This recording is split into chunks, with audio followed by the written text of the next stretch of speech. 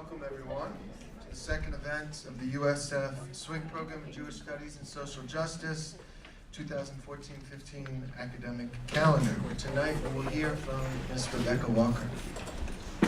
Founded in 2008, the USF Jewish Studies and Social Justice Program is the first and only program in the history of the United States formally linking Jewish studies with social justice.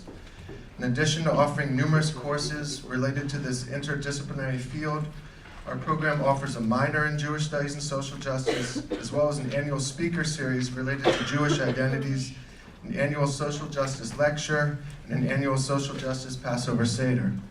In addition, in partnership with a number of different Bay Area-based organizations, like the Jewish Community Center of San Francisco, as well as countless synagogues and mosques, we also offer unique educational programs related to ways to end and transform ethnic and national conflicts, such as our Beyond Bridges summer program in Israel and Palestine.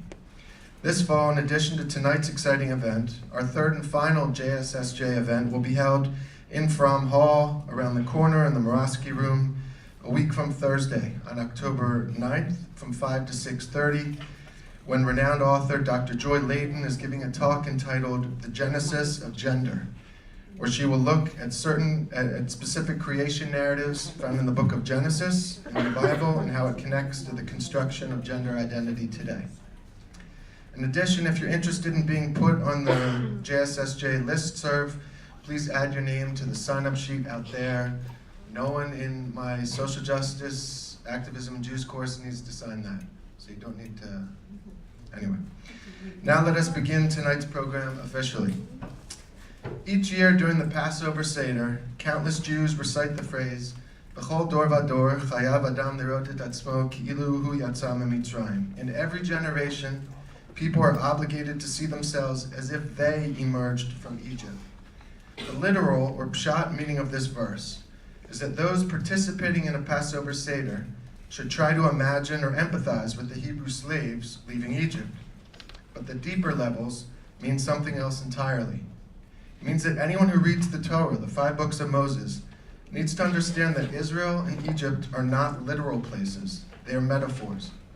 Mitzrayim, literally translated as Egypt, means something else entirely. It means exile. It means wandering in the desert of life. It means oppression and injustice.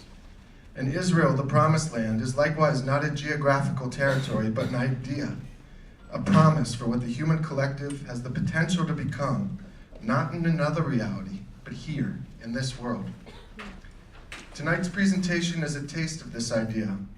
Hovering as a backdrop to this presentation is the notion of intersectionality, the intersection of oppression and freedom, injustice and justice, what is not yet past and what is to become. Intersectionality, the intersection of social identities, race and ethnicity, culture and religion, gender and sexuality. All forms of oppression, all forms of destruction are interconnected. Judging a sister by the color of her skin is akin to judging a brother by his sexual orientation. Mistreating a woman because of her ethnicity is akin to mistreating a brother because of his nationality. Yet intersectionality is not just about how all forms of justice and injustice are interrelated, how the structures of oppression and freedom are linked one to the other.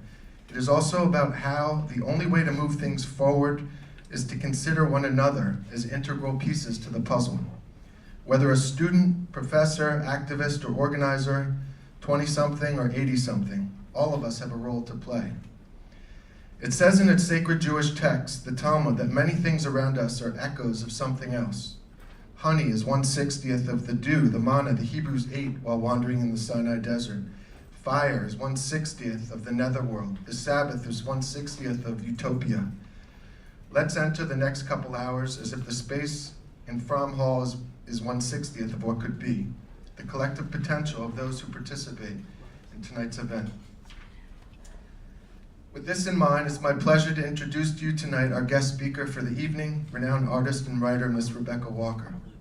Ms. Walker's work includes the New York Times bestseller, Black, White, and Jewish, the critically acclaimed Baby Love, Choosing Motherhood After a Lifetime of Ambivalence, and her new novel, Ade, A Love Story, which is currently being adapted for film, directed by Madonna. In addition, she has edited a number of anthologies, including To Be Real, Telling the Truth and Changing the Face of Feminism, What Makes a Man, 22 Writers Imagine the Future, One Big Happy Family, and Black Cool. Her writing has appeared in Glamour, The Washington Post, Book Forum, Bomb, Newsweek, Vibe, Real Simple, Modern Bride, Essence, Interview, and many other magazines and literary collections. She's appeared on Charlie Rose, Good Morning America, Oprah, Fresh Air, BET, and dozens of other blogs, sites, and media. Having addressed countless universities and corporate campuses around the world, Time magazine named her one of the most influential leaders of her and my generation. After hearing from Ms. Walker, we may have a few minutes to open the floor to questions. Please join me in welcoming Rebecca.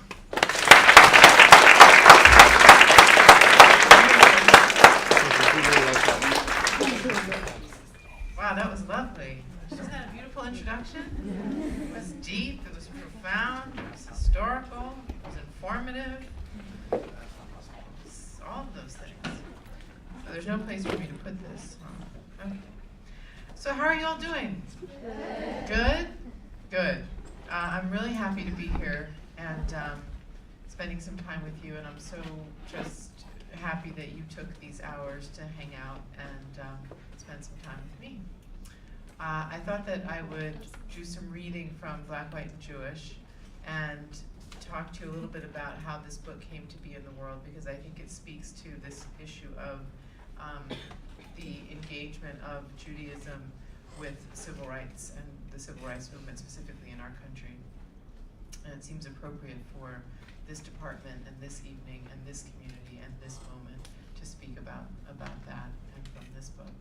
And after I do a little bit of that, what I'd like to do is open the floor for questions and conversations and really make this an interactive community moment, because I think that these days what we need more, of is that kind of face-to-face relating with one another. And I always remember one of my mentors, Bell Hooks, who taught that she called this the patriarchal pulpit, because of the way that it sets up the relationship between the speaker and the people being spoken to. The idea that the person at the podium has all of the wisdom, and the people who are coming, out there, all of you are sort of the people coming to absorb the wisdom, and you need the wisdom.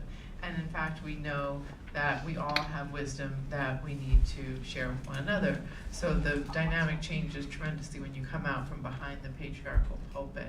And I'm hoping that after I actually utilize the function of the patriarchal pulpit, which is to hold my book, then I will come out and then we'll have a conversation in which we all learn from each other. Okay? How's that sound? Good? Yeah? Awesome? Good. The only challenge that I have is how I'm going to read and hold this at the same time. This is a light, huh? Okay, he's going to help me with that. I'm going to take this off because I turned the heat up. Did you all feel that? It's cold. I flew in from LA this morning and turned the heat up so that I can warmer, hopefully.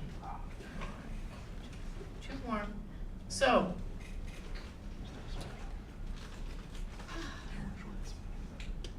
I had a little nap before I came here. Anyway, so just to give you a little background, my parents met in the civil rights movement in the mid-1960s. They got married when it was illegal for them to get married. My father was a young law student, Jewish, from Brooklyn, who was going to NYU. My mother was a young, aspiring African-American writer who was doing a lot of voter registration work. They both ended up in Mississippi. My father was there because Marion Wright Edelman, do you guys know Marion Wright Edelman, the founder of the Children's Defense Fund, wonderful woman, had asked him to come down and work on desegregating public schools. And my mother had heeded the call of Dr. King and others in SNCC to go down and be involved in empowering the Black communities that were so disempowered and so, without access to many of the things that they needed. So they met and they fell in love. The story is that they fell in love over ice cream. My mother was eating her favorite flavor ice cream, which is vanilla. And my father was eating his favorite flavor, which is chocolate. And I like to think that I was born 9 months later. And they fell in love, and they had a kind of epic romance. And, you know, in the course of their falling in love, my grandmother, my Jewish grandmother, disowned my father for marrying my mother, a black woman. And you know, they were constantly harassed by the Klan, by all of the different forces at that time that did not want them to be together and did not want them to be doing social justice work. In the context of that, I was born and I was considered immediately a movement child. I was, people used to come to our house to look at me, you know, this mixed race movement baby. And so the narrative that was written on my body, really, on my identity, who I was supposed to be, was this movement child of the future. I was to embody a kind of raceless, utopic future, right? That I was a kind of hope that that right now race wouldn't matter because there would be all of us around, all these multiracial people, and that was a wonderful identity to have for, you know, as long as I had it. But unfortunately, the sort of social cultural dynamic shifted. Some personal stuff happened in my parents' marriage, but also there was a kind of rise of black power. The idea of integration lost some of its luster. The forces against them as a mixed marriage really began to be very, very strong.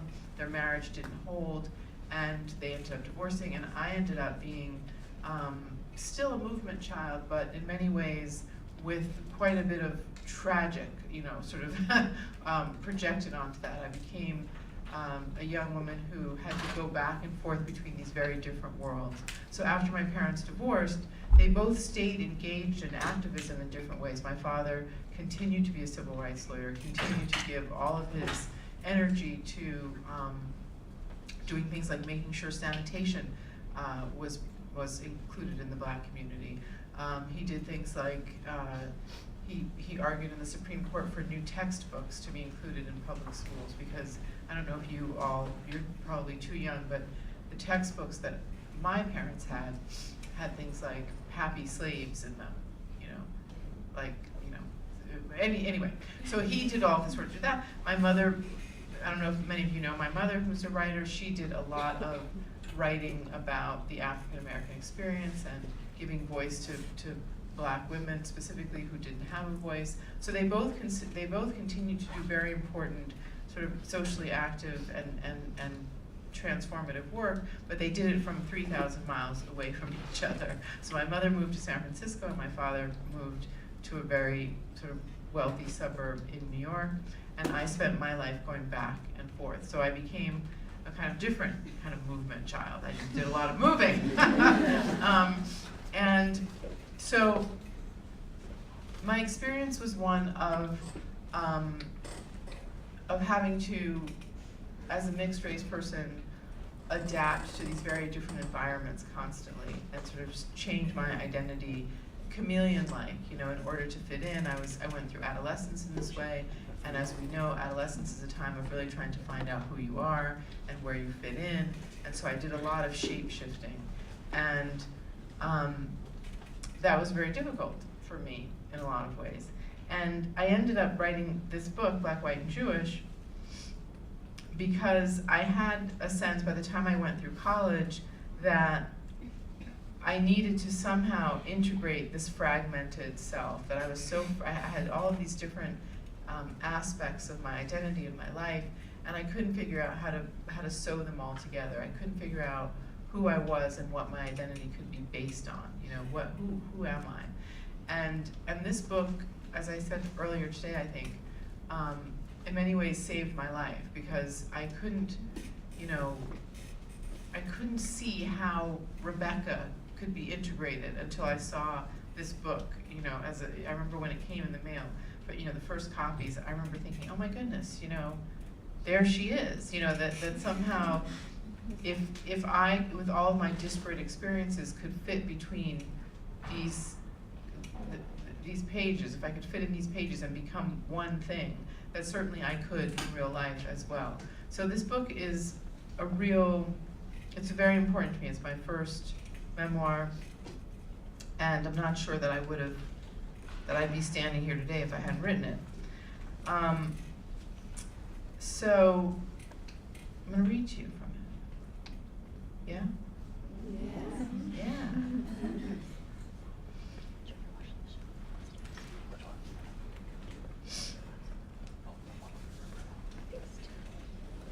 When they meet in 1965 in Jackson, Mississippi, my parents are idealists. They are social activists. They are movement folk. They believe in ideas, leaders, and the power of organized people working for change. They believe in justice and equality and freedom. My father is a liberal Jew who believes these abstractions can be realized through the swift, clean application of the law. My mother believes they can be cultivated through the telling of stories, through the magic ability of words to redefine and create subjectivity. She herself is newly Black. She and my father comprise an interracial couple. By the time they fall in love, my parents do not believe in the uber sanctity of family. They do not believe that blood must necessarily be thicker than water, because water is what they are to each other, and they will be together despite the objection of blood. In 1967, when my parents break all the rules and marry against laws that say they can't, they say that an individual should not be bound to the wishes of their family, their race, their state, their country. They say that love is the tie that binds, and not blood.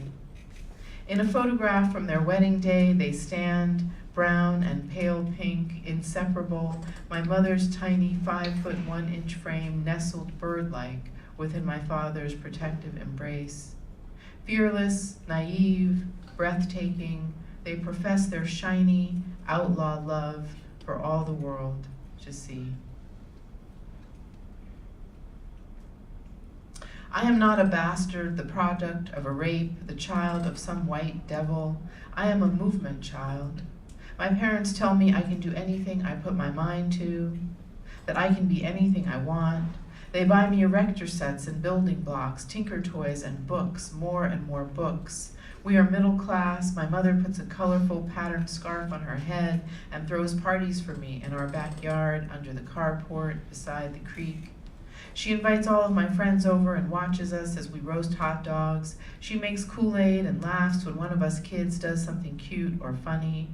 As a child, as a movement child, I am not tragic.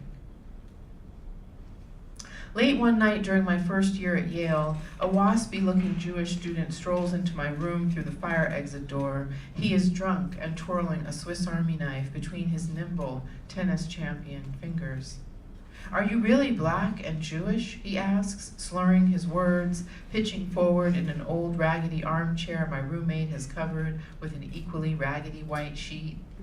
How can that be possible? Maybe it is his drunkenness, or perhaps he is actually trying to see me, but this boy squints at me then, peering at my nose, my eyes, my hair. I stare back at him for a few moments, eyes flashing with rage, and then I take the red knife from his tanned and tapered fingers. As he clutches at the air above him, I hold it back and tell him in a voice I want him to be sure is Black, that I think he'd better go. But after he leaves through the still unlocked exit door, I sit for quite a while in the dark. Am I possible?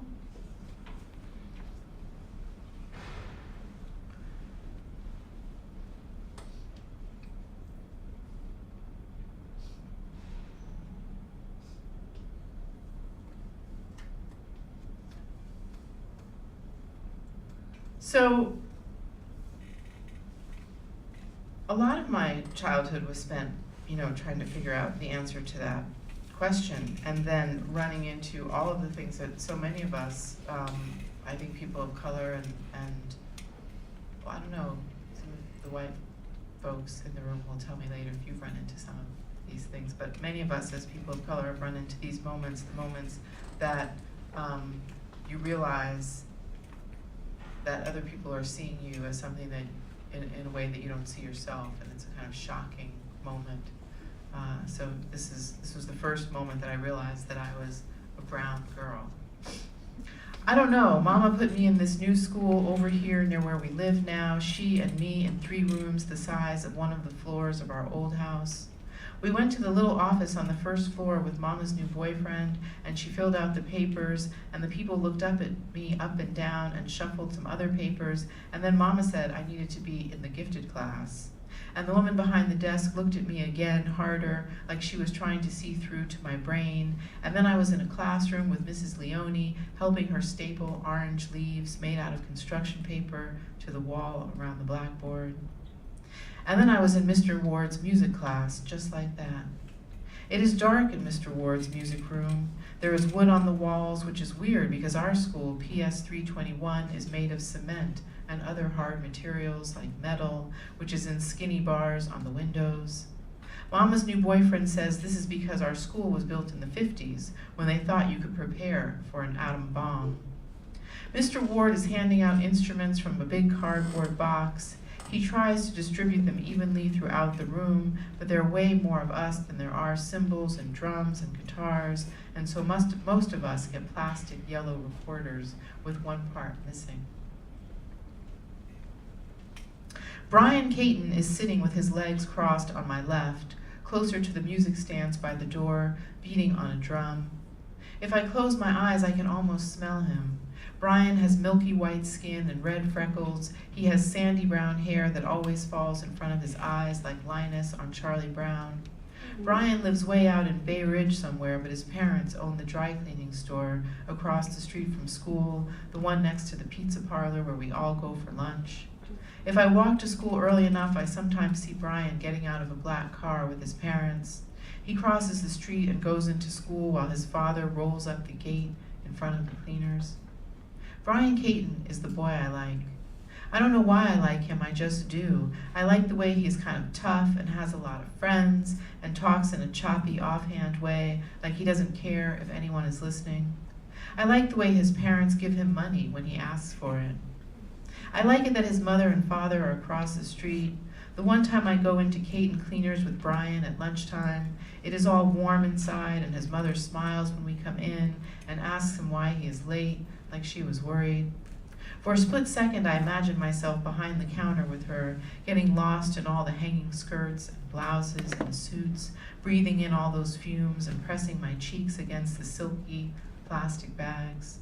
I imagine that she tells me to stop, that I could hurt myself in that same worried voice. I tell my friend Sarah that Brian Caton is the boy I like. Sarah is my friend, but I don't trust her all the way. This year I'm paranoid. I don't trust any of my friends all the way. Let's skip over that part. So Sarah tells Brian, and then Brian tells me in front of his friends after school one day when it is cold and there is dirty gray snow on the ground and we are all leaving to go home, that he doesn't like black girls. Brian Caton tells me that he doesn't like black girls. Brian Caton, the boy that I like, tells me that he doesn't like black girls, and I think with this big whoosh that turns my stomach upside down and almost knocks me over, is that what I am? A black girl? And that's when all the trouble starts, because suddenly I don't know what I am, and I don't know how to be not what he thinks I am. I don't know how to be a not black girl. My stepmother is a not black girl. When she picks me up on Fridays after school in her tall brown suede boots for the weekend, I wait inside a little longer until I'm sure Brian is outside and will see me go over to her and be hugged by her. I want him to see her take my backpack and take my hand, and I want him to see me get into her car. And when my grandma Miriam comes to pick me up on other days, I do the same thing. I make a big fuss in front of school so that Brian will see that I am related to not black girls. I start to brush my hair straight 100 times every night before I go to sleep, like I see Jan Brady do on the Brady Bunch. Do you guys still have the Brady? Good. Jan Brady, well, not good, but good for this purpose. Jan Brady is a not black girl. I roll my hair in pink rollers when I'm at my grandma's house so that I will have bangs, so that my hair will look more like the not black girls in my class. And I tell my stepmother that I want the doll she says I should want, because all girls want dolls. And even though I have not ever had a doll, and I am not at all interested in a plastic baby that eats colored mush and then poops it out, I think to myself, this must be part of being a not black girl. At school, Mrs. Leone tells us that we, our class, are going to put on a play for the whole school. She tells us this from the front of the classroom where she walks back and forth looking out at our faces. Some of you will make the sets for the show, some will make costumes, and some of you, she says, will act. The play is The Wizard of Oz, she says, and hands short rectangular stacks to the first person in each row to pass backward until we all have our own wad of mimeograph sheets to hold. I rush through my pages, inhaling the sweet, tart, medicine-y odor of the purplish blue ink. Who do I want to be? We read the whole play out loud, and everyone who wants to act tries different parts on to see which one fits. Mrs. Leone has me try the lion, Auntie M, the wizard himself. I do not notice that she has only not black girls read the words beneath Dorothy's name. I am too excited by the idea of acting, reading out loud, and making my voice change to match what I think each character should sound like. By the end of class time, it is all decided. I will be the Wicked Witch of the West. I don't tell my mother too much about the play, and she doesn't ask. It isn't a big deal, I say, hoping she won't see through my mask of nonchalance. I don't want to hurt her. I don't want to lie either, but how else am I going to convince her not to come to see me on play night? How else can I explain that Brian Caton doesn't like black girls, and if she comes, he will definitely know that I am, in fact, a black girl, and all of my other efforts to be a not black girl will be washed away? How else can I stay with her and still leave? On the night of the play, as I'm trying on my black witch's cape and pointy hat for the umpteenth time, I beg her not to come. I will be too nervous, I say. I won't be able to remember my lines if you are there, I say. Please, Mama, don't come. She looks at me strangely, like the woman in the office did, trying to see through to my brain.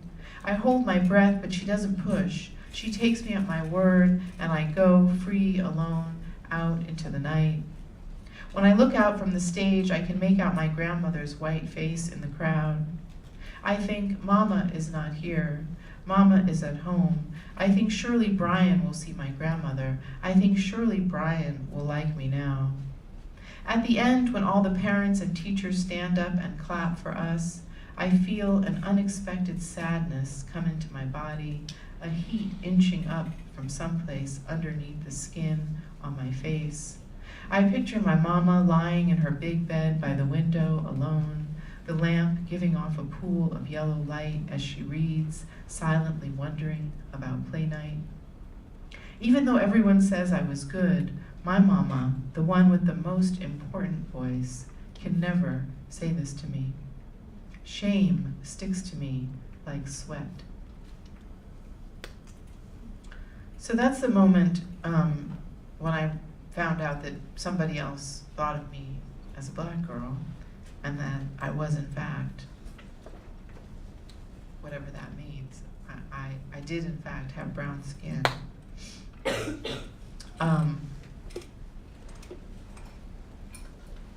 So let's just talk for a little bit. Take a little break. How's that? Do you like being read too? Yeah? Sometimes people say that when I read, I can lull them to sleep. I like to kind of flow with it. So this question about the construction of racial identity, I think, is interesting. And I hear that this is the #1 most diverse school in the nation, apparently. Someone told me that. Is that true? You guys are rated #1? Yeah? Does it feel diverse? Yeah? Yeah, it feels diverse? I see the white people. No. What about the black people? You guys feel like it's diverse? No. Isn't that interesting? Yeah, right. So, I think so many of us come into our racial identity, in when you're of color in this culture, sometimes in very painful ways like that, when you're excluded from something, or someone is judging you and pushing you away and saying that you're not attractive, or that you're not smart enough, or that you don't belong in some places. And we were talking a little bit in class today, just for a moment, about whiteness and the construction of whiteness. And so blackness is often constructed in the culture as something negative, right? As something outside. But we don't really talk about how whiteness is taught, and we talk about it as sort of the dominant culture, that there's a lot of privilege inherent in being white. But I'm interested in maybe just one story of when one of you white people in here recognized that you were white. So like that was my moment of realizing that I was of color. What? Well, I talked about this in class today, but when I was going through RA training, we had to split up by race for affinity groups, and I had never been categorized by someone else as white, kind of. I mean, I've always known that I'm white, but I haven't ever been put into a group of white people to like talk about our whiteness, and so that would have been the first time that I actually like had a conversation about it. Sort of realized that you were white, or that you were perceived as white, and how'd that feel? It was one of the most uncomfortable moments of my life, I would say, or like one of the most like uncomfortable groups to just like step into. And I have done that same affinity group activity before, and it's been split up by gender, and it was much easier to step into a group of women than it was to step into a group of white people. Okay, any other stories? Yeah. So I was at my friend's house. He's having a little gathering, and he's African American, and he invited a bunch of other African American buddies. And my other two buddies came that were also, half black. And so some other random guys came in, and they're all African American. So I'm the only white guy there. And they all, like, when they do the handshakes, like, they're all, like, dapping it up, like, super, like, they've never met each other, but they're, like, super close, like, hey, what's up, man? And they see me, and they just, like, put their hand up, hey. It's like, that's the whitest I've ever felt. But I mean, like, I understood. Like, I was out of place, but I was like, okay, man. Like, I had no hard feelings. I was like, hey, what's up? That was the first time. That was like the first moment that you. Well, like in like a large setting, because I was like the only white guy, legitimately like the only white guy there. So it was pretty apparent, because like, and I was the last one in line. So they went down like a whole line of like everyone being super friendly, and then. So that feeling of sort of exclusion, but you were cool with it. I mean, like, what was I gonna do? I'm not gonna complain about that. Right, you're feeling. Like, whoa. Okay, good. Any others? Like your first moment of realizing. I have this one input. I'm not white, but for me, what was the most like that impacted me, that I kind of realized that there are different races, and is I'm from Brazil, and in Brazil we don't really have this thing like where we go to the hospital and you need to say, are you white, black, Hispanic, or anything like that. Like, we don't have that differentiation, because I think we're all a mix. So when I first moved into US, and like I had to go to the doctor for some reason, my first time filling out the paperwork, and they asked white, black, Hispanic, or whatever, but as a Brazilian, we're not really Hispanic, so I'm always like, am I Hispanic? What am I? Like, I'm others? Because like I always put like Hispanic others or others, because we're not really like fully considered Hispanic, but I never really know how to fill out those paperwork, because I never really know what I am. Right. In this categories. So it was really interesting to me, like that. Like, okay, now I have to categorize myself. What am I really? So I don't. As far as now, I still don't know. Right. I even spoke to like one of the person who is in charge of our nursing program, and I was looking at some scholarships, and I was like, do I classify as Hispanic for like to apply for a scholarship? And he's like, well, if you feel like. I think so. Like, okay, that means getting money. I don't care. I don't care about they classify me as, but it's funny how like sometimes I don't know what you put. And most of the time I put others, and I'm like, okay, I'm just others. And my boyfriend all the time like mess around with me. You're like, no, you're others. You're nobody. Well, it's interesting how we don't naturally think of ourselves as a category or as a race. That all of these stories are about other people making us aware or conscious via exclusion or asking us to categorize ourselves as a different race, right? But it's not sort of our organic way of understanding ourselves. We don't wake up and say, okay, we're black, or we're, you know. So it's a kind of superimposed structural device that is being utilized, and it's interesting to think about who is utilizing it and for what purpose, right? That's part of becoming critically aware around race and color. Why are people needing to categorize us? One of the most moving stories that I've heard about whiteness, and somebody coming into their whiteness, like in similarly to this story, is there was a young guy who was in a talk like this with me, and I asked that question, and he had a best friend, a black friend, his whole life, you know, who lived around the corner, you know, or something like that, and when he was 8 years old, his mother told him that he could no longer play with this best friend because he was white, and that as a white person, he was not allowed to have black friends. And he loved this friend so much. And that was the beginning of his identity as a white person. And it was based and grounded in a kind of separation and isolation and ripping away from his own emotional relationship, his own emotional ties, and his own humanity, his own sense of human connection. So sometimes I think it's important to realize that whiteness can also be located in a space of pain and separation and distancing, yeah? And we think of whiteness as being only this place of privilege and sort of the normal, you know, the standard of whiteness as kind of the neutral, you know what I'm saying. But I think it's important to also acknowledge that whiteness and the construction of whiteness also has these many facets, and that as a white person, I behoove you to really think about the construction of your identity as a white person. Part of doing social justice work, which is connected to this is why we're all here today, wanting to do social justice work, is to really, as white people, try to understand your role in racism and your role in this whole discussion of race and culture, and how you can deconstruct your own identity in a way that's helpful for others, for black people, for people of color. It's important for straight people to take responsibility for their own straight privilege on behalf of gay people, queer people, transgender people.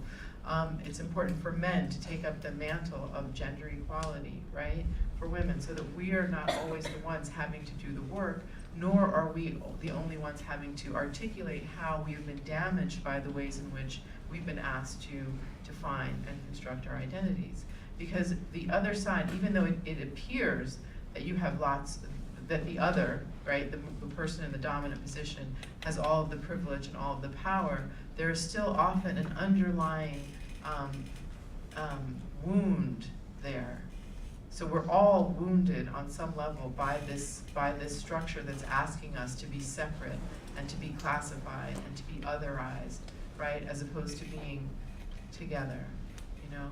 Some people just get rewarded for that system, you know, financially or, you know, physically more than others. But there's still often this underlying injury. Okay, so that's something that I hope that you all are thinking about. So that gives you a sense. So I started moving back and forth, and it was a crazy system. My parents devised this custody agreement wherein I moved every 2 years to be with the other insane, and then they ended up moving within the 2 years themselves. So I ended up going to a different school every year of my life. I know, nuts. And they were extremely, extremely different schools and different environments. So I went from, you know, like in 5th grade, I went to this hippie school in San Francisco where we called all of our teachers by their first names, and we did Tai Chi, and we did yoga, and, you know, it was like Dakiba, and Rainbow, and Ocean, and River, and, you know, that was the names of all the kids, and we ate like the version of quinoa in the 80s, I don't know what it was. And then for 6th grade, I went to this school in the middle of like one of the worst, you know, poorest neighborhoods in San Francisco, and, you know, the girls were always threatening to beat me up after school, and I was always running to the bus so that I wouldn't get beaten up because I was light-skinned, and the black girls didn't like me because of it, et cetera and so forth. Then in 7th grade, I went to this school in the Bronx that was half Puerto Rican and half Dominican. I don't know if any of you are Puerto Rican and Dominican, but anyway, the Puerto Ricans and the Dominicans were always fighting with each other, and so I had to take a side, you know, because the black was not a part of the program, and mixed certainly wasn't. So I decided I was going to be Puerto Rican because they were always winning these fights. So I spent a year, you know, and that's where I got most of my Spanish, luckily. But anyway, I spent a year as a Puerto Rican girl, you know, and that was how I dealt with that. And then 8th grade, I moved to my father's house in Westchester, which was completely Jewish, completely upper middle class, upper class, and all the girls were like, I call them total Japs. Like, you know, they had Guess jeans. You don't know what these references are probably, but they had, you know, like the super expensive jeans and like Capezio shoes and, you know, and pools and it was, you know, and I couldn't figure out how really to adapt in that environment. But what I remember most of all, again, when we talk about the ways in which identities, you know, whether they're socioeconomic, racial, cultural, religious, whatever they are, the ways in which they ask us to split ourselves from people that we love and communities that we feel connected to. One of the things I remember the most about moving to Westchester was that I had to leave behind all of my friends from the Bronx because I could not figure out how to bring my Puerto Rican friends who, you know, had never even considered, who had never even seen this world that I was now in. I could not figure out how to bridge those two worlds. I should have been, or I was, as a movement child, the vision was that I would be able to be that bridge, but logically, realistically, I couldn't. And so I had to break from them. And I found that my life, every year of changing and moving, was a series of having to leave people behind in order to fit into the next world, you know? And in some ways that has really shaped the way that I write, the way that I think, the way that I move in the world now, because I refuse to let people go in order to fit into a new world, right? Because I find that that has been one of the most emotionally wounding and psychologically traumatizing experiences of my life. And I think that's part of why we as a culture, and we as a nation, and we as a planet, a world, are in such dire straits, you know, because we have lost the ability to commune with one another, because we feel that that the differences are too great to bridge. And so one of the decisions I made early on, you know, during the process of actually writing this book, was that I was no longer going to deny anyone, that I was going to always be open, and I was not going to take on the responsibility of trying to make sure that everyone could get along, but I was not going to turn my back on anyone, and I was not going to refuse to bring people forward with me, you know, and that has been part of my healing of the world, you know, my work in the world. So, you want to hear some more? Yeah. You like to be read too? Okay, good. But, you know, it took a while. And one of the things that I had to come to terms with, as well as trying to bridge differences, is that, you know, even within my own community, I was seen as an outsider often, right? Even within communities that I felt should be embracing, and I should be able to have a stable identity and a stable sense of love. There was always a sense of, you know, of fragmentation even there. So, let's see.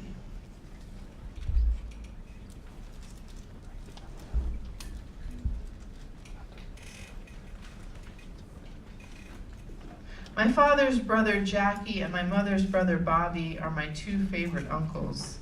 Uncle Jackie is my favorite because he always asks about my mother, and even more than that, I like his sweet man smell, his habit of playing with my hair when we are seated at the Passover Seder table together, the way he absent-mindedly twirls my curls around and around his short fingers.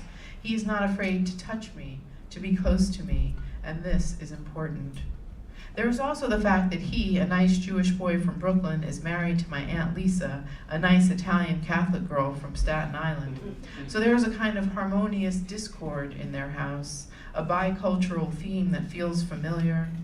There are huge Christmases at Uncle Jackie's house, with lit up plastic mangers and Santas and elves scattered on the front lawn.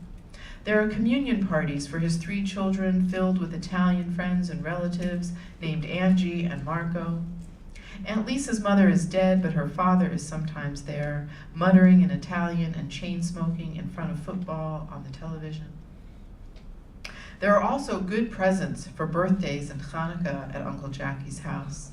Boxes and boxes of toy trains and dolls and baseball mitts and clothes. There are presents at my house too, but they are about developing my mind, or my coordination, or my identity as a non-gender defined child. My mother buys me books, a hula hoop, an Etch-a-Sketch, or a journal. My father buys me board games, puzzles, magic tricks, and workbooks that help me improve my math. At Uncle Jackie's, I get the Jordache and Sergio Valente jeans that Mama refused to buy me because they are too expensive, and which Aunt Lisa's best friend Eileen has in bulk for some reason. Another year, Aunt Lisa gives me my favorite outfit ever, a dark blue corduroy skirt and matching vest from Abraham and Strauss that I wear on special occasions for 2 years straight. I don't remember my mother ever being at Aunt Lisa and Uncle Jackie's house.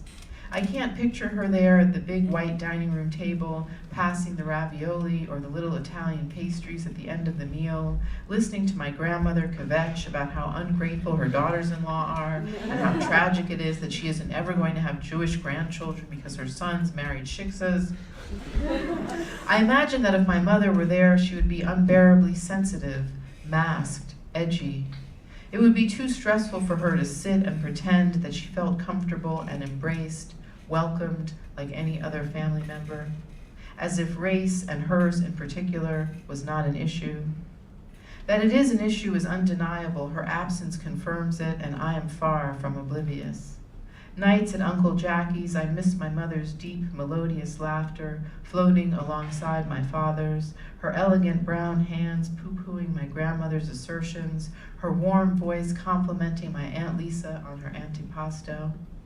Her presence at the table would grant me the great luxury of being able to love my family members unreservedly, to take them irrevocably as my own.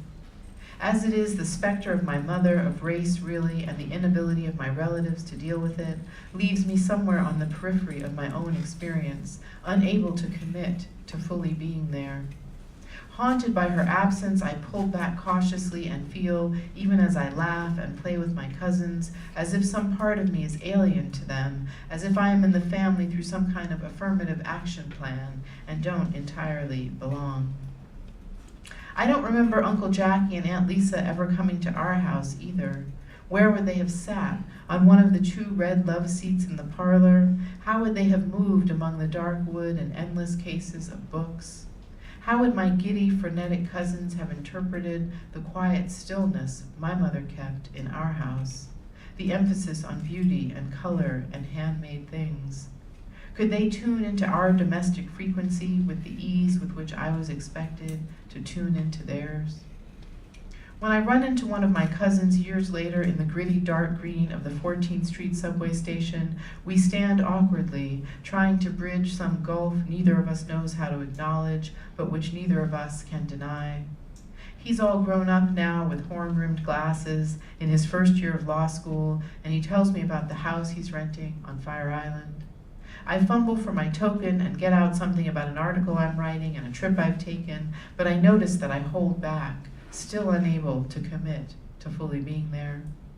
On the train, I ponder the distance between us, the way I feel closeted around him, not my real self. I think about the fact that I can see him clearly from childhood to now, going and coming back to that house on Bridgewater Lane I know so well. I can see his mother and his father in his eyes and in his cheekbones and in his walk, and I know their dreams for him firsthand. His is a story that is coherent to me, linear, accessible, plain. But mine is half alien to him, blurry, imagined, incomplete. He knows my father well, but has only heard stories about my mother. To bridge the distance, I must choose to share with him the part he doesn't know, and I'm not sure that I trust him. Because keeping a part of myself held back is what I've done to cope for the last 20 years, opting instead to be partially known, reservedly intimate. I have no idea if I can tolerate what might be a less than accepting response. Protecting myself, I decide I'd rather not know if my cousin is just another racist hick from Staten Island. It's rough. When we see each other at family dinners, we hug, make small talk, and avoid looking too deeply into each other's eyes.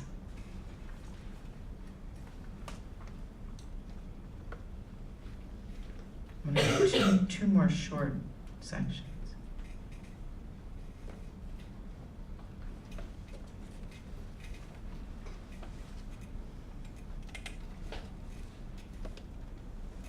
Or at least I think I am. Here we go. So Uncle Bobby, this is the flip side. Uncle Bobby picks me up from the airport in his truck, and I toss my red suitcase into the back before we speed off onto the highway. I am cursing, being grown. Fuck this, goddamn that, shit, you know. Rebecca the Wrecker, Uncle Bobby calls me, grinning. You sound like a sailor. Where did you get that mouth? He slaps my thigh hard, but then he laughs and shakes his head at me from behind the steering wheel, letting me know he kind of likes it, that I am cursing, that I am tough on the outside, but sweet on the inside, that I am like him. When we get to his house, my Auntie Link is cooking sausage and eggs in the kitchen, her hair in pink and blue spongy rollers as she stands over the sink washing collard greens. The gate slams shut behind me and she turns, looks me over, and tells me I've gotten big.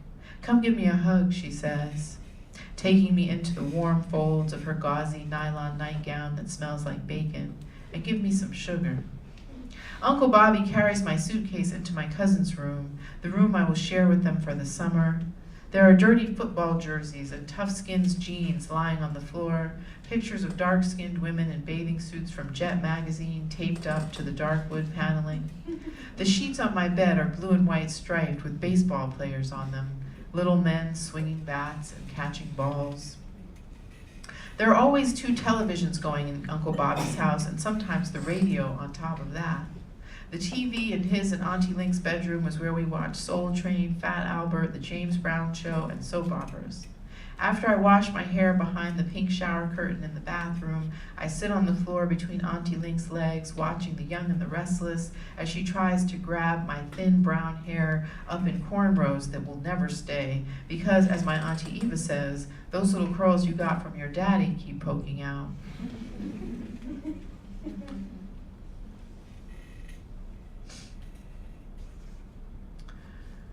Every 4 or 5 days, me and Uncle Bobby and Robbie and Wayne and Yada, the German Shepherd, all load up in Uncle Bobby's truck and drive down to the country, to the old shack where my grandmother was born and which my uncles have taken over and filled with freezers full of raw meat, soda, and beer.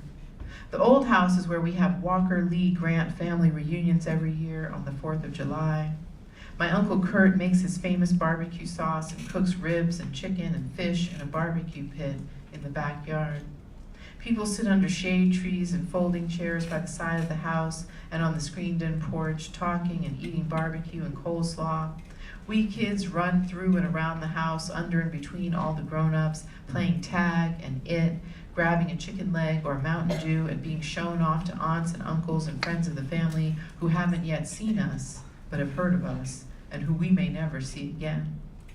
When my granny pulls me over to meet relatives, they all say the same thing. This here is Alice's little girl?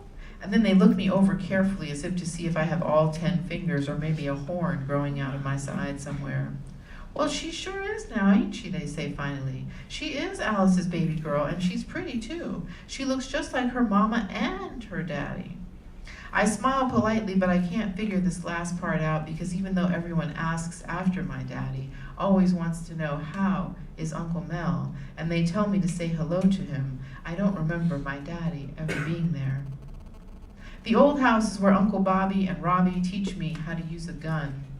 They take me over to the side of the house in the late afternoon where they have cans on top of sticks, and they put the big heavy metal thing into my hand and tell me to go ahead. I am afraid of the loud noise of the dull gray thing that can kill, so heavy in my hands, but I plant my feet on the ground and I point it out into the woods and I pull on the trigger, getting ready for the kickback Uncle Bobby says may knock me down. He says it is important that I learn to shoot, that I not be afraid of guns. Sometimes Uncle Bobby carries a gun in a holster on his hip. With his cowboy boots and gun and baseball hat, he looks like one of those guys I see on old movies on TV. The ones who walk into the bar and make everyone move out of the way. From Uncle Bobby, I learned how to walk like I am tough, like I am not afraid, like I have a gun on my hip.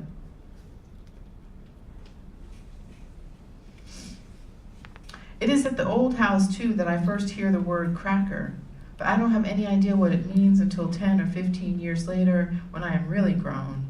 I don't realize that it is a term black people use for white people and which signifies the insanity, the cruelty, the maniacal culture of racist white people. Me and my Uncle Bobby, Robbie, and Wayne sit in one of the bedrooms in the old house, the one that has a big photograph above the bed of my granny and all of her sisters from the Kingdom Hall.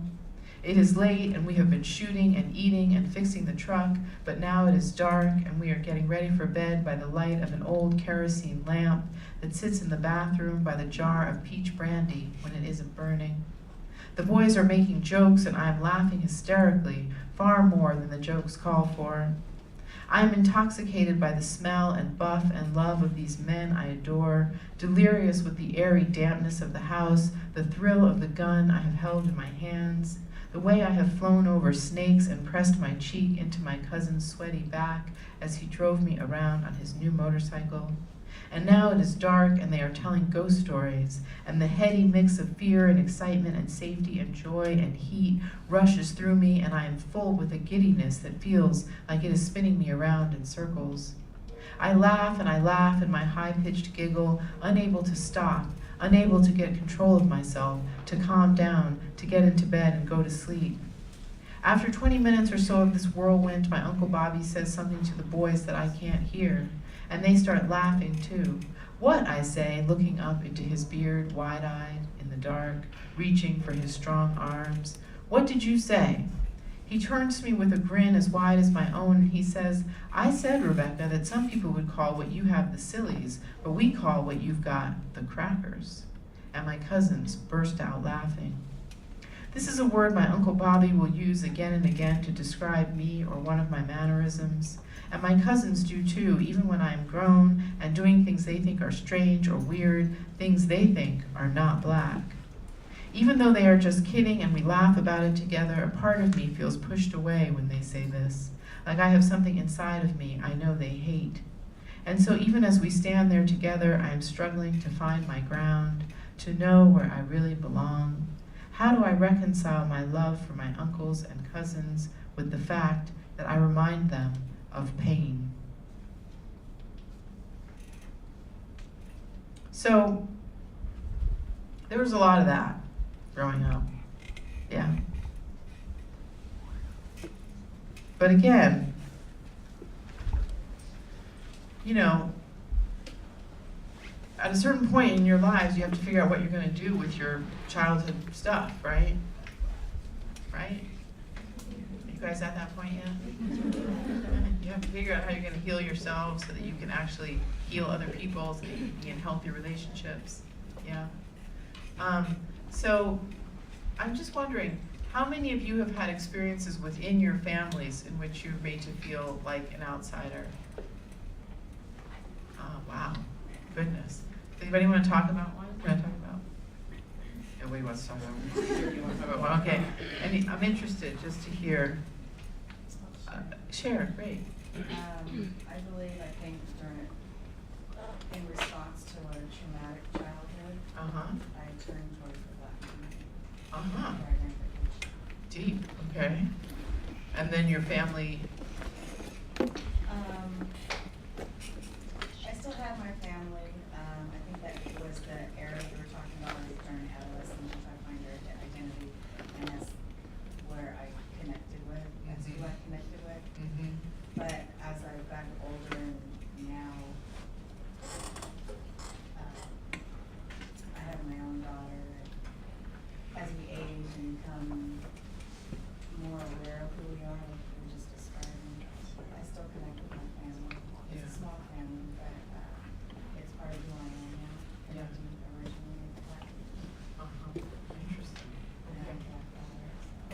daughter.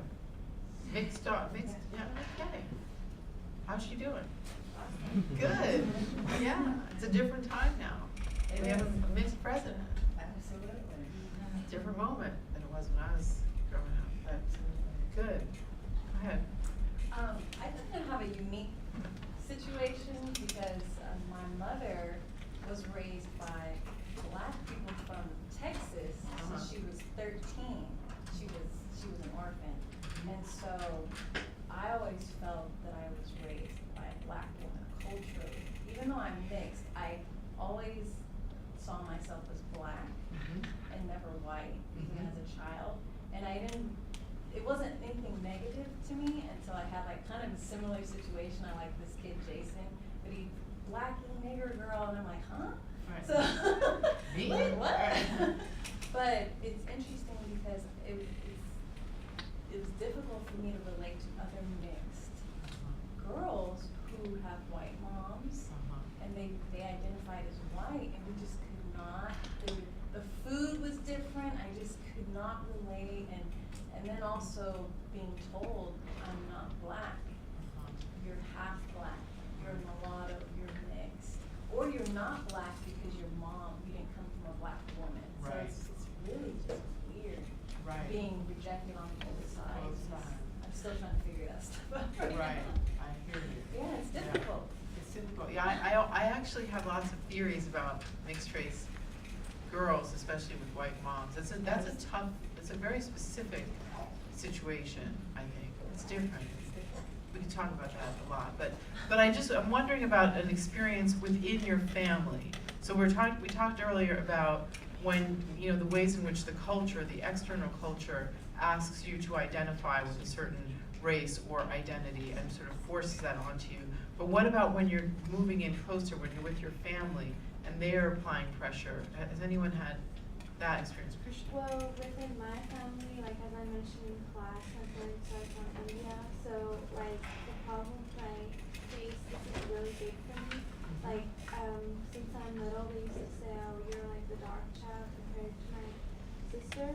So I was like the darkest in the family, and that was so hard for me that like, since I was like a preteen, I started doing stuff to my skin to make it lighter and stuff. And it still like haunts me almost. Yes, that is very, very deep. And so how are you managing that? What do you?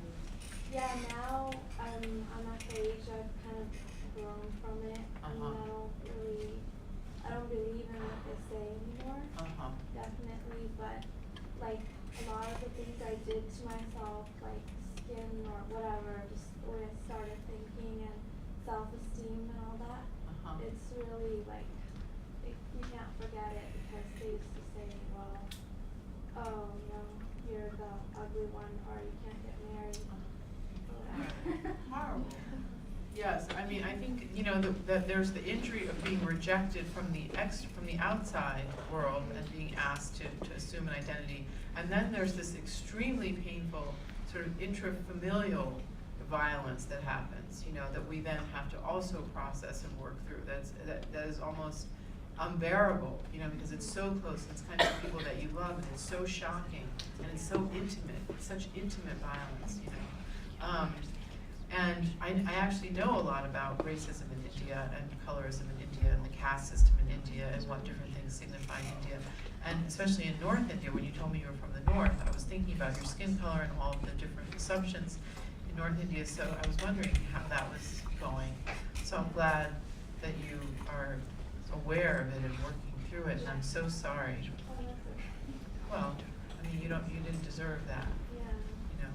So I think that when we think about social justice and social change, we think about, again, the external forces that are asking us to align and why they're doing that, and then this internal sort of warfare that we have to also counter in order to be able to be healthy and full and own our own subjectivity and our own self-determination. These are very important locations in the ways in which we're definitely oppressed, or in the ways in which people are trying to suppress our own individuality and freedom. Yeah. Is there another story about? Yeah. Like I mentioned in class, you asked us about our identity and how I identify, and then first I said where I'm from, and then I said Black and Dominican, but mostly I just identify as Black, and then you said, well, what else? And I was like, oh, I'm adopted. And so I guess my experience, like, I've been adopted ever since I was a baby, but my family is white. But I have an open adoption, so I'm able to speak with my birth mother. Not my birth father, but just my birth mother. So grown up with her also.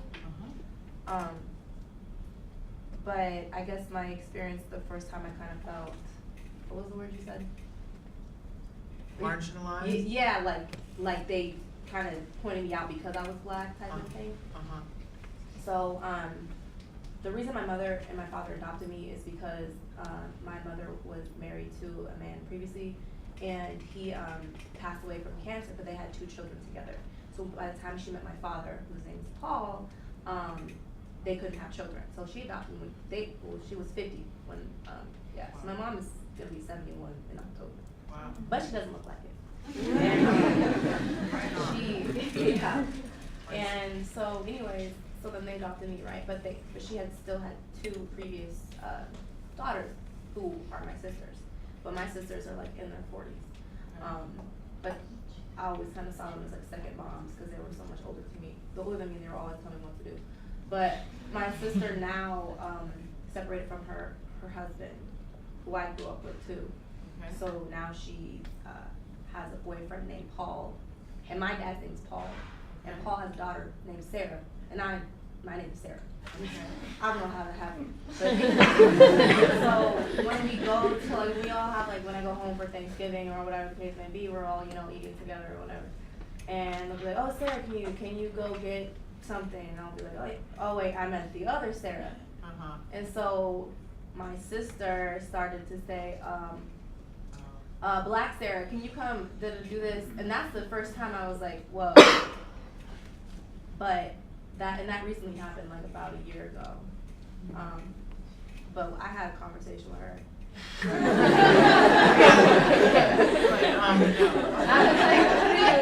But she couldn't really understand why that was not okay.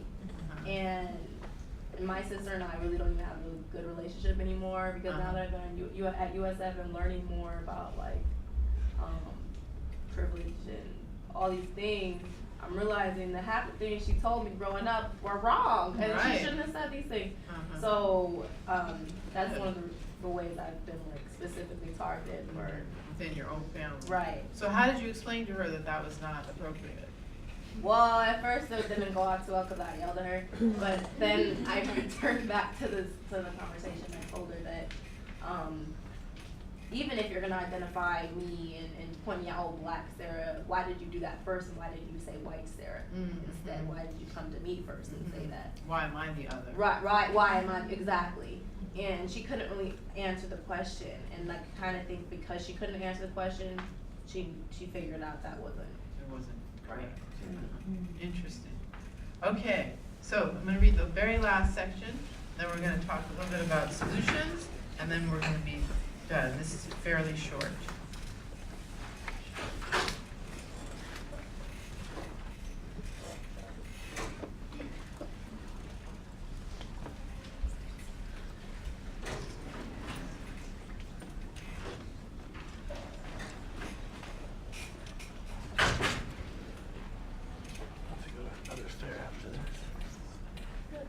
How are you doing? You okay?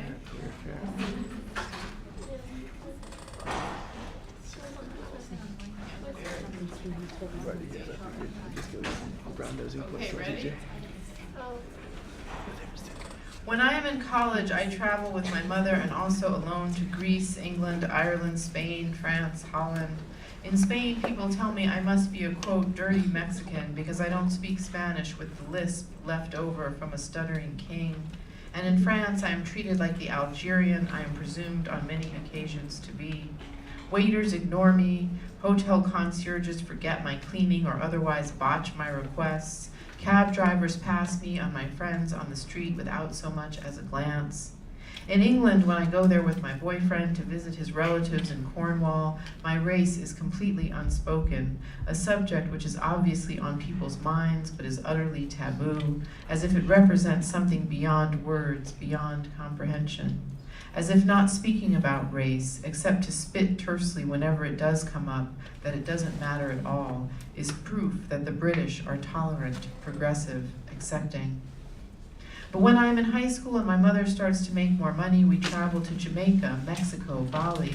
We go as tourists, but because my mother is an artist and makes an effort to make friends with other artists everywhere we go, and because we are people of color who take the time to learn as much as we can about the culture we are visiting, and because we treat the people we meet as if they are human beings and not objects there solely to respond to our every whim, we are embraced by people, taken in like family. In those places where many of the people have skin the same color as mine, and where I am not embroiled in the indigenous racial politics of the day, I get a glimpse of a kind of freedom I have not experienced at home, where I always seem to be waiting for a bomb to drop, and where I feel I am always being reminded of the significance, for better or worse, of my racial inheritance. In the race-obsessed United States, my color defines me. It tells a story I have not written. In countries of color, I feel that I am defined by my interactions with people.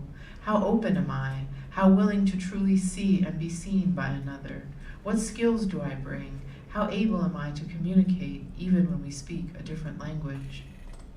My lover asked me one night, when we are all bundled up and close under our comforter and our child has long since gone to be with his grandparents for the summer, what it feels like to have white inside of me.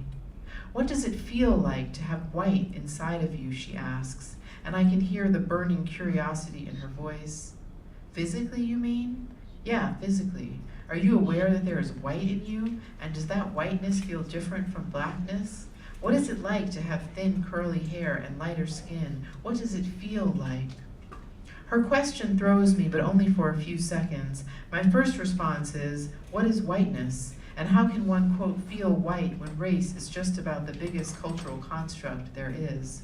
You can tell I've moved forward many years from the beginning. I'm actually coming to some resolutions here. So, she nods. She's heard me deconstruct it all a million times. Yeah, I know, race doesn't exist, but if you're operating within it, come on, let yourself go. Do you ever feel anything different? Well, I say, the only time I feel white, quote unquote, is when black people point out something in me that they don't want to own in themselves and label white. My tendency to psychoanalyze, for instance, or my greater tolerance for cold weather. My hard-earned sense of entitlement is another example, or my insistence on physical beauty wherever I live, which ironically comes from the black side of my family tree. I also feel white when I compare myself physically to darker people and find myself lacking. I most experience whiteness then as some lack of an attribute or another, a lack of a certain kind of thickness, of a particularly full, round, womanly shape that I find beautiful and associate with abundance. A lack of color, of the richness, depth, and luminosity that I see in skin darker than my own. A lack of a non-neurotic quality, a kind of freedom from obsessive mental anguish, which I admit I definitely lack thanks to the Jewish folks in my life.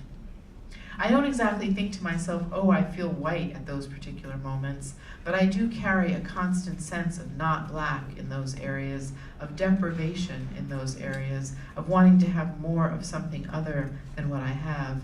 But is whiteness something I can feel on or in my body like a stomachache or a burn? No. I ask her if she feels black. Yes, is her instant reply.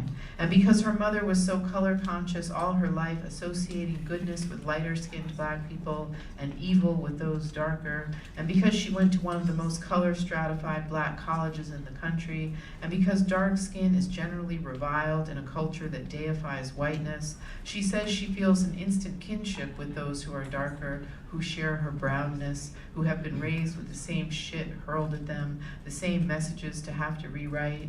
She feels black, she says, all of the time. She says on the tail end of all that, so like when someone black starts talking about my people have been oppressed for so long, do you identify with those people? Do you feel that bond in your gut? Can you throw your fist up behind that? Do you think of black people as your people? I sense we are headed into a danger zone. Is this a test? I breathe.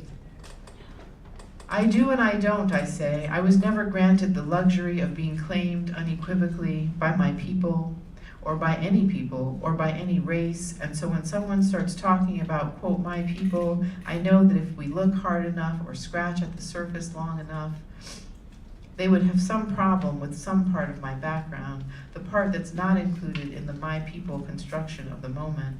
It's not that I am not loved and accepted by friends and family. It is just that there is always the thing that sets me slightly apart, the cracker lurking in my laugh. And then there's the question of how I can feel fully identified with, quote, my people when I have other people too, who are not included in the grouping. And this feeling I have of having other people too is in effect even when the other people under consideration do not claim me. Does that make sense, I ask? She nods. What I do feel is an instant affinity with beings who suffer, whether they are my own, whatever that means, or not. Do I identify with the legacy of slavery and discrimination in this country? Yes. Do I identify with the legacy of anti-Jewish sentiment and exclusion? Yes. Do I identify with the internment of Japanese Americans during World War II? Yes. Do I identify with the struggle against brutality and genocide waged against Native Americans in this country? Yes. Do I feel I have to choose one of these allegiances in order to know who I am, or in order to pay proper respect to my ancestors? No, I do not. Do I hope that what my ancestors love in me is my ability to muster compassion for those who suffer, including myself? Yes. It seems to me that this too is how memory works. What we remember of what was done to us shapes our view, molds us, sets our stance. But what we remember is past. It no longer exists, and yet still we hold on to it, live by it, surrender so much control to it. What do we become when we put down the scripts written by history and memory? When each person before us can be seen free of the cultural or personal narrative we've inherited or devised? What do we become when we ourselves can taste that freedom? So, by the end of this journey of writing this book and of sort of trying to heal my mind, I came to this understanding that it was more important to me to identify with the struggles of all people, really. The struggles of all people, the joys of all people, and not to feel like I had to claim one identity or another, but that the great gift of my experience was that I could relate to all of these different experiences, and that I could move amongst these different communities, and hopefully in a way that would be healing for them, and hopefully in a way that would bring and contribute to an important discourse around these issues, right? So I had to come to some sense of how I was going to be in the world, which is what I think all of you, as you move through college, right? You're all, well, I don't know how old you guys are, but by the time you leave here, hopefully, you'll be closer to figuring out how you want to manage this part of your humanity, who you want to be, how you want to identify as you move through the world. And how does your sense of how you identify impact the larger structures that are designed to oppress and marginalize others, right? You have to get to the place where you take responsibility for your role in that process. And you make decisions about how you're going to circumnavigate, how you're going to subvert that process, how you're going to change, how you're not going to be what is expected of you. And that's tough, and that will often take resisting the kinds of pressures that the outside world will place on you. It will take confronting people in your family and sometimes having to walk away from them. It will take having to go deep into your own psychological makeup and really get, real about whether or not you can let go of certain privilege, whether or not you can let go of straight privilege, whether or not you can let go of white privilege, whether or not you can let go of all of the different ways in which you are rewarded for being who you are, rewarded for identifying with the category in which you're placed, right? And then you have to decide how much you're gonna identify, if you're on the other side, with the sense of being a victim, right? How you're gonna transform that wound, that pain of being marginalized. Where is that gonna take you? Are you gonna stay in a place of rage? Are you gonna stay in a place of being wounded? How are you gonna transform that into something that can actually transform and heal the world, right? So that's you know, in this book and in most of my work, that's been my question: how to transform these experiences in a way that is both, you know, healing for me as an individual, and also healing as a, you know, part of it, a healing movement in the larger culture. And what I hope for all of you is that you find that you come to a place of peace with this, you know, and that you allow yourselves to really blossom and become who you really are, you know. And I believe in humanity. I believe that that you have the potential, you know, to step outside of these prescribed identities in a way that is powerful and subversive and in the best interests of all of us. But you have to have courage, and you have to have strength to do that, and you have to have awareness of what's really going on. Yeah. So that's my gift to you for tonight, as much as I can do, you know. That's my hope for you. That's my dream for you, for all of us. And it's not easy.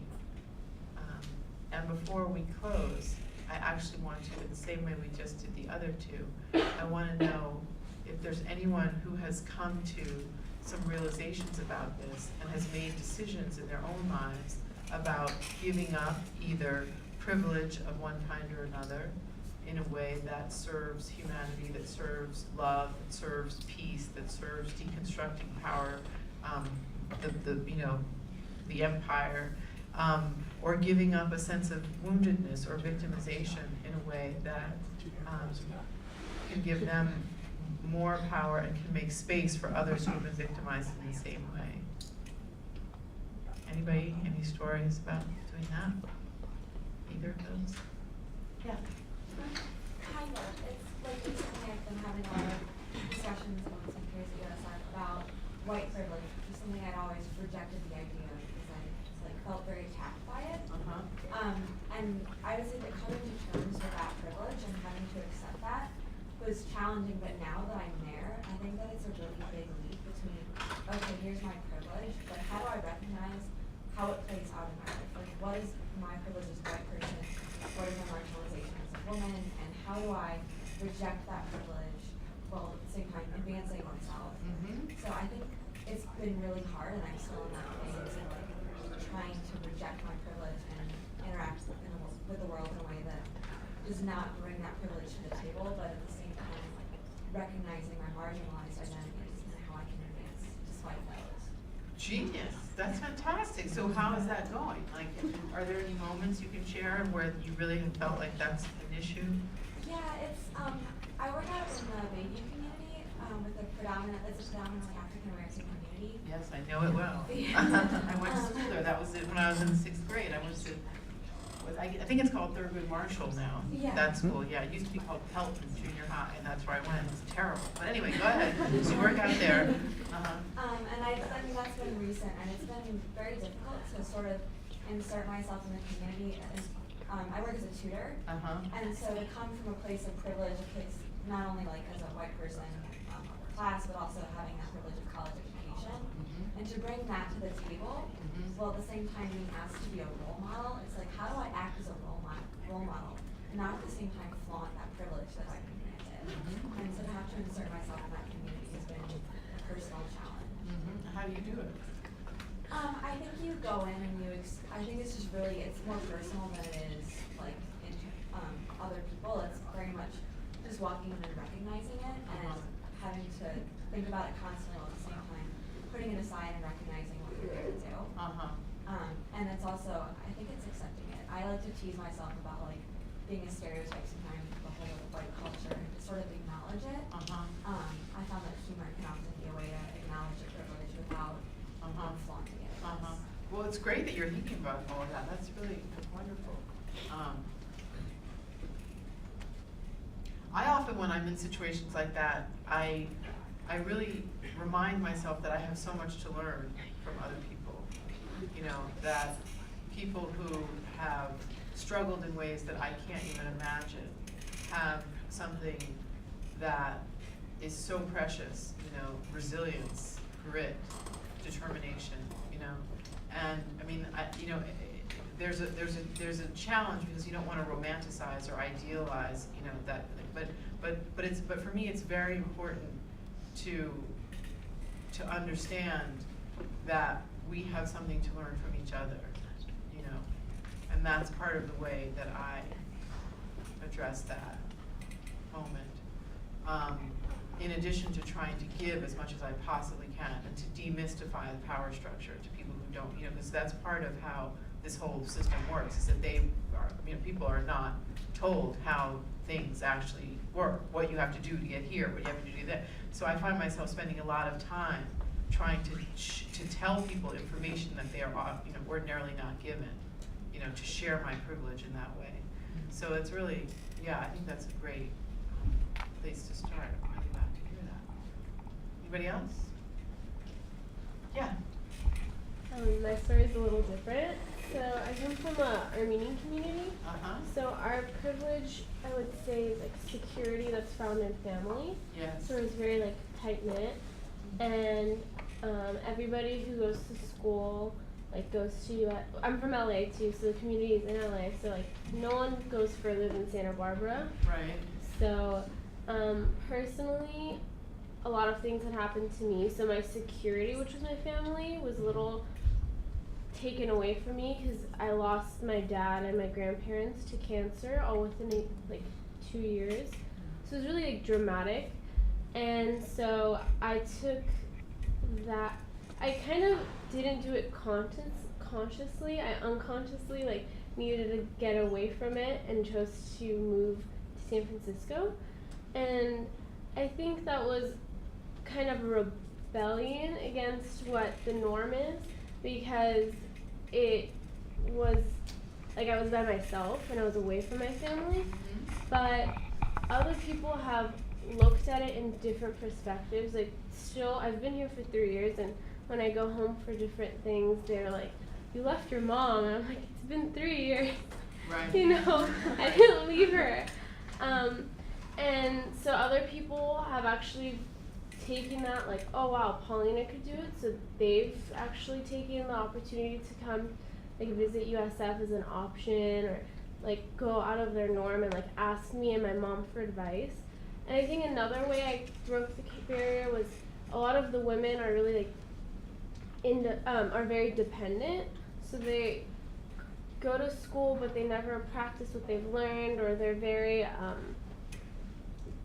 a lot of the Armenian community comes from like privileged families in the sense of like they're upper class, so they're very like snobby or like dependent on their parents. Not all of them. I'm totally judging and generalizing. No, but in America, I think that I would say that that's largely true. Yeah.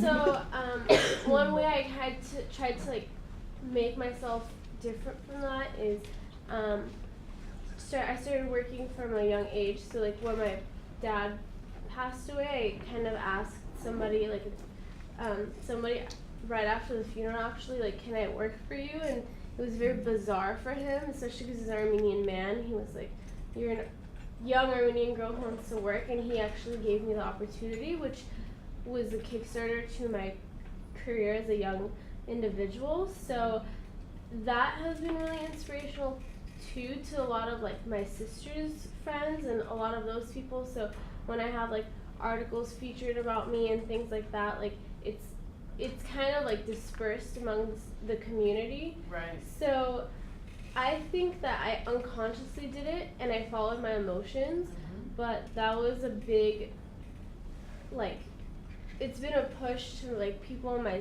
that are younger than me to understand like we have we have the ability to do this, and we're not doing it against our family. We're doing it for ourselves to better ourselves. So I don't know if that answers your question. Of course, that's wonderful. I mean, it's interesting how you put all that together. That out of great loss, that you were that the pain, somehow the pain of the loss or the loss itself motivated you to propel yourself out of a kind of limiting category, of a limiting identity of the daughter who should be sort of infantilized and wounded within this narrative of now having to stay home and take care of her mother after the death of the father. But you left that and made space not just for yourself but for other young women in your community who were expected to stay. Yeah. So I think it's another story of how, we have to devise our own narratives and how we can do that in a way that makes space for more people and it sounds like you've done it in a way that is not separatist, so to speak, that you're sort of still staying integrated with the community at the same time. And that's, I think, very powerful and important, I would say. So yeah, that was great. Thank you. Any others? Yeah. I recently lost my father too, so I just want to say, like, I know how that feels. It's very rough. And so in my household, in my family, we're like Italian and very close as well. But we all live in the Bay Area, so it's a little different. But my brother, he's 24, and he just realized he's having a baby, and they just got married, and it's all happening very fast. And he called me first to tell me first, and I was like shocked. I was like, wow, I didn't know I meant that much to you that you would want to tell me first. And so anyways, then he was gonna tell my mom a few days later, so they drove down to her house, and she called me after they left, and she was like, in a funny tone, she was like, hey, Auntie Alex, because her name's Alex, and I was like, hey, Grandma Gina, and we just like laughed about it, and she's like, and there's never been any conflict or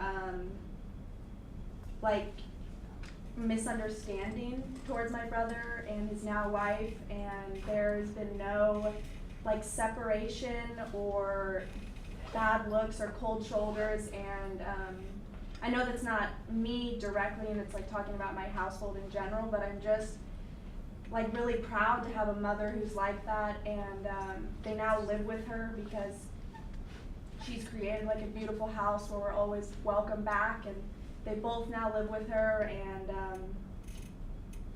I just am really proud that that's like the family that I come from, and that even though they're financially unstable and young, that it's okay, and that they love each other, and that we're a family. Oh, that's nice. Good. Okay. I was wondering what the issue was. I know, and I guess it's really not an issue. Well, no, it actually could be an issue. So that they're young and they're not financially stable, and that there could have been a space for ostricism and rejection. The whole point, actually, what I was sharing is that Christine, my brother's wife, she's Hispanic, full Hispanic, and we've never thought twice about that. We've always, like, there is no ethnicity barrier. We love her cooking, it's delicious. We accept her family, and there's like this beautiful mesh. And I guess, I know it's not a black and white, but it's like a white and Hispanic, and it's interracial, and we find it like beautiful in our family, and Fantastic. Great. Yeah. Do you think she feels the same way? I've been thinking about that now from hearing you speak, and I actually, next time I see her, I want to ask, like, how have you felt interacting with my family and relatives? And I think that would be a good thing to do. I've never thought to, but I should. That would be a great thing to do. Yeah. I think to break that barrier of assumption and actually have a real connection and a real conversation about that would be a furthering of the narrative that you're working with and weaving as part of your positive narrative. Okay, that's great, wonderful. So I think you all are doing it. You're working it out, right? You're starting. It's making sense. Before we close, do you have any questions for me? I realize I didn't leave much time for questions. I think I tried to. I'm an open book. If I didn't write about it in this book, I'm sure I wrote about it in another book. But are there any questions? Yeah. You said you're a mother, correct? So how's the ideology that you're raising your child with? Like, they ask you like controversial questions. Like, what is your, how do you put it into a point of view where like a child would understand, and also like so you don't force your point? I don't know. It's very hard. I think that's a great question. One of the great things about kids, I found, is that if they don't understand or they're not ready to hear, they just shut you down. And often I talk to him like he's 20. You know, he'll say, well, what does such and such mean? And I'll go on a whole discussion about privilege and you know, and people who can afford this and why it's this, and he'll just be like, Mom, I can't. You know, I mean, I try to give him a lot of room, just mental space, to have his own experiences.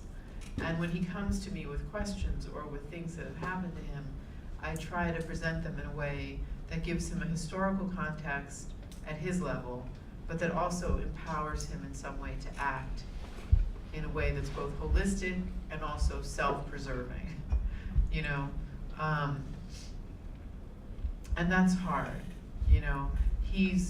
And we've had many different moments that have been especially challenging, because he's a very peaceful kid and an introvert, and kids have picked on him a lot. And, well, not picked on him a lot, but you know, he's had some bully moments. And you know, I really want him to like fight back, even though I'm a total pacifist and peace chick, you know. So there's a part of me that wants him never ever to hit anybody, but at the same time, I feel like honestly, you know, he's gotta like assert himself, or else he's just gonna be completely taken advantage of forever. And that's one of the interesting conversations that we've had to have, and we continue to have, is like, when is it okay? You know, when is it okay to respond to aggression or to insults with a kind of forceful rejection of that aggression? You know, when is that okay? How do you measure it? You know, what are the steps you have to go through first? How do you hold that, and also your desire to be a peaceful, loving person? Because, you know, I'm fortunate enough to have a child who really values being a peaceful, loving person. That's all he wants to be. And having to encourage him to kind of get that grit, you know, has been very interesting. And so it's interesting. I mean, this is just one example. The other day, he got into an altercation with a kid in his class. This kid pushed all his books off of his desk, and then he picked them back up, and the kid pushed them back off again. And then he picked them back up, and he said, could you please stop pushing my books off of my desk? And the kid like pushed him. And ordinarily my son would have cried or just ignored, like not done anything. But my son, I'm really happy to say, pushed the kid back and like knocked him on the floor. And I was so torn. He told me about it. I picked him up. He's like, Mommy, I had this thing today, and I knocked this kid down. And I was like, oh my God, you know. But what I actually said to him was, did you win, and did you get in trouble? Because that was really there. But then we had, I said to him, I'm so glad that you stuck up for yourself. You know, you did the right thing. The teacher was there. She didn't intervene. You had to stick up for yourself. You did all, I'm really proud of you. I know it was really hard for you. But, so we had that moment, like, yay, Mommy's really proud. But then I had to have the conversation about, again, we never want to resort to physical violence, because, it doesn't lead to peace, and that whole conversation. And then I had to have the conversation about being a boy of color and being criminalized as he grows up. You can't just, as a boy of color, hit other kids and think you're going to have the same kind of reaction from people that white kids have. You're a boy of color, you hit kids, you go to jail. It doesn't matter how old you are. You could be 11, go to juvie. So, it was a very dynamic conversation, and I think that's how I approach a lot of these issues, you know. It's not easy being a parent, you know, and so I just try to give him as many perspectives as possible and try to help him understand the big picture as well as what's important for him as an individual, you know, how to survive this crazy world. Yeah. You mentioned, or I forget if Professor Tattle mentioned, that you have a book coming out or a movie or something. Yeah. My last book is a novel called A Day, which is based on my experience living on a very small island off the coast of East Africa called Lamu, and falling in love with a devout Muslim man and accepting his marriage proposal, and then getting caught there in the middle of a civil war and getting very sick and almost dying and having to be airlifted out of the country in the middle of the beginning of the Persian Gulf War. And so it's a love story. It's a love story. Anyway, and so we're now adapting it for film. Madonna's attached to direct, so that's very exciting in some ways. And she's a very dynamic, powerful woman. Love her. And yeah, so that's happening. So one of the reasons that I moved to, I've been living on Maui for 10 years, and I just recently moved to Los Angeles. And one of the reasons that I moved is because a lot of my work now, Black, White, and Jewish, is being developed as a half-hour cable show. Black Cool, which is a book we haven't talked about, is being developed. So Black, White, and Jewish is being developed by NBC. Black Cool is being developed by BET as a series on blackness, and then A Day is being turned into a film. So I'm finding that I'm moving more into film and TV, and I'm interested in that world. So that's one of the reasons that I moved, and that's one of the things that's happening. It's pretty exciting, pretty cool. It'll be interesting to see what happens. I mean, one of the things about Hollywood is that it's so different from publishing. Publishing is, you write something, you sell it, there's a then it comes out, and then there's this, it's like, but Hollywood is very, you have a meeting, everyone loves it, you have another meeting, this one hates it, you have another meeting, it's like, it's very fluid, so who knows what will happen, but I think I'm excited about all of it. I think it's going to be very interesting to watch my work take on, another life, a visual life. It's going to be fascinating for me, very rewarding, I think, as an artist. Okay? Your mom wrote a very famous book that was turned into a movie. Do you want me to mention what it was? Sure. The Color Purple, right? So how did that influence you as a writer? Because she influenced the world, you could say. I mean, I'm sure all of you have heard of it. So I was just wondering how that influence affected your career path and personally. Yep. So my mom's a famous writer, and I think primarily the way that it's influenced me, there are two different prongs, I think, quickly to answer that. One is I had the great fortune to grow up with a master artist. I mean, it's like being an apprentice to Picasso or something. It's an experience you can't buy, you know what I mean? Yeah. So even though she was my mother, I had the experience of watching her make art and seeing what that looks like. Do you know what I mean? Yeah. How to spin your experiences into something that's bigger than yourself, and how to negotiate building a career, really at the same time. So being able to have that kind of via osmosis to get that was really, really powerful for my artistic development. And then also in terms of my career, I had access in a way that a lot of people haven't had access. So, so my first agent was her agent. So I didn't have to go through a lot of the different hoops that people have to go through to get agents. Now, that being said, I had to sell books once I sold my books in order to get my next book deal. So it wasn't like, I was able to just build on her success for the rest of my career, but I did have a kind of access and especially with Black, White, and Jewish, a kind of built-in readership of people who were really interested in her. And so they came through my work to get to her. So I was very fortunate in some ways to have that kind of lift within the industry. So I think both of those things are very relevant. So much of our identity can be built into our names. And so I was wondering, I carry my mom's maiden name. She never took my dad's name. They've been married for 28 years. And so I was wondering how your name, Rebecca Walker, comes from your mom and not your father. dad. Yeah. So my name is Rebecca Leventhal Walker, but it used to be Rebecca Leventhal. I changed my name when I was 15, myself, and it's in the book. And I changed it because I felt very much like my father had gone on into this white corporate world and had left us. And I felt very identified with the Black community and Black culture and my mother at that time.